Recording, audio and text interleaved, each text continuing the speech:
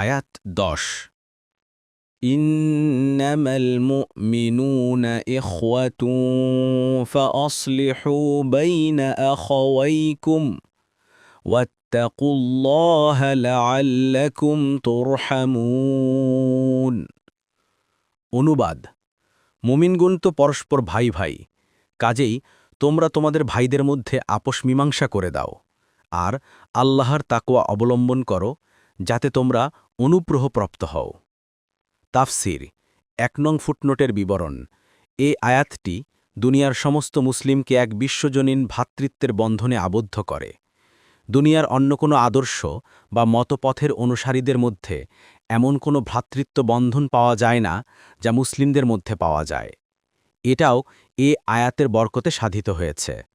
এ নির্দেশের দাবি ও গুরুত্বসমূহ কি, বহু সংখ্যক হাদিস রাসূলুল্লাহ সাল্লাল্লাহু আলাইহি ওয়াসাল্লাম তা বর্ণনা করেছেন। ওইসব হাদিসের আলোকে এ আয়াতের আসল লক্ষ্য ও উদ্দেশ্যবোধগম্য হতে পারে। জারির ইবনে আবদুল্লাহ বলেন, রাসূলুল্লাহ সাল্লাল্লাহু আলাইহি ওয়াসাল্লাম আমার থেকে 3টি বিষয়ে বায়াত নিয়েছেন। 1. সালাত কায়েম করব, 2. যাকাত আদায় করতে থাকব, 3. প্রত্যেক মুসলমানের কল্যাণ কামনা করব। বুখারী শরীফ। অন্য হাদিসে রাসূলুল্লাহ সাল্লাল্লাহু আলাইহি ওয়াসাল্লাম বলেছেন, মুসলিমকে গালি দেয়া ফাসেকি এবং তার সাথে লড়াই করা কুফুরি। বুখারী ও মুসলিম। অপর হাদিসে রাসূলুল্লাহ সাল্লাল্লাহু আলাইহি ওয়াসাল্লাম বলেছেন, প্রত্যেক মুসলমানের জন্য অপর মুসলমানের জান, মাল ও ইজ্জত হারাম। মুসলিম 2564, কিতাবুল বীর ওয়াস সিলাহ। তিরমিজি 1927। নবী সাল্লাল্লাহু আলাইহি ওয়াসাল্লাম আরও বলেছেন, এক মুসলিম আরেক মুসলমানের ভাই, সে তার উপরে জুলুম করে না, তাকে সহযোগিতা করা পরিত্যাগ করে না এবং তাকে লাঞ্ছিত ও হেয় করে না। কোনো ব্যক্তির জন্য তার কোনো মুসলিম ভাইকে হেয় ও ক্ষুদ্র জ্ঞান করার মতো অপকর্ম আর নাই। মুসনাদে আহমাদ। রসুল সাল্লাল্লাহু আলাইহি ওয়াসাল্লাম আরও বলেন, ঈমানদারদের সাথে একজন ঈমানদারের সম্পর্ক ঠিক তেমন যেমন দেহের সাথে মাথার সম্পর্ক। সেই ঈমানদারদের প্রতিটি দুঃখ কষ্ট ঠিক অনুভব করে যেমন মাথা দেহের প্রতিটি অংশের ব্যথা অনুভব করে।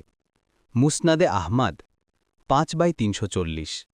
অপর একটি হাদিসে নবী সাল্লাল্লাহু আলাইহি ওয়াসাল্লাম বলেছেন, পারস্পরিক ভালোবাসা, সুসম্পর্ক এবং একে অপরের দয়ামায়া ও স্নেহের ব্যাপারে মুমিনগণ একটি দেহের মতো।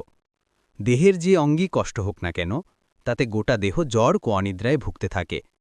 বুখারী 6011, মুসলিম 2586।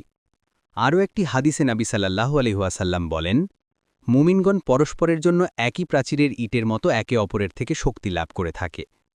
বুখারী 2646, মুসলিম 2585।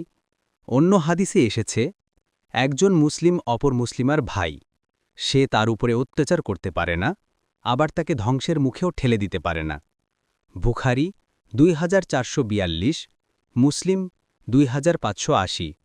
অন্য হাদিসে এসেছে, আল্লাহ বান্দার সহযোগিতায় থাকেন যতক্ষণ বান্দা তার ভাইয়ের সহযোগিতায় থাকে। মুসলিম 2699।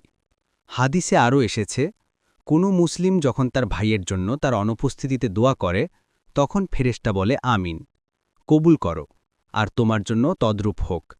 মুসলিম।